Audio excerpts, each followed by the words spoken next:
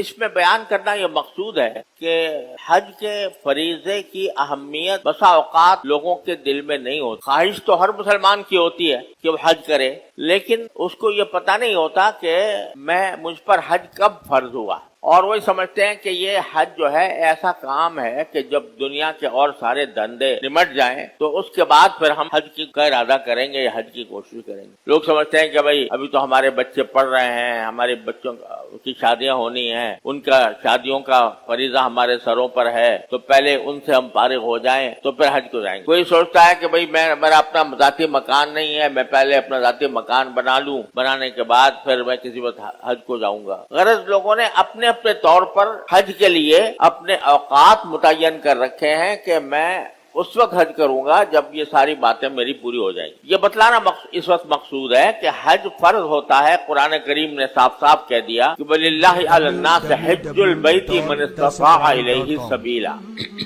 کہ اللہ کے لیے لوگوں پر فرض ہے بیت اللہ کا حج کرنا. کن پر؟ من استطاع الیہ سبیلا، جو حج کے لیے بیت اللہ کا سفر کرنے کی استطاعت رکھتا ہو، یعنی جس کے پاس اتنے پیسے ہوں کہ وہ سفر حج کا خرچ برداشت کر سکے. اور فقہاء کرام نے یہ بھی فرمایا کہ اتنا خرچ ہو کہ وہ خود سفر کا خرچہ برداشت کر لے، اور اتنا بھی ہو کہ جب وہ حج کو جائے تو اپنے جو اہل و عیال ہیں ان کے نفقے کا بھی انتظام. یہ نہ ہو کہ خود تو حج کو چلا گیا اور بچے بھوکے مر رہے ہیں یا ان کے کھانے پینے کا انتظام نہیں ہے، بلکہ اپنے پیچھے اپنے اہل و عیال کے نفقے کا انتظام بھی حج فرض ہونے کی شرائط میں داخل ہے. جس کے ذمے یہ ہو گیا تو اس کے ذمے حج فرض ہو.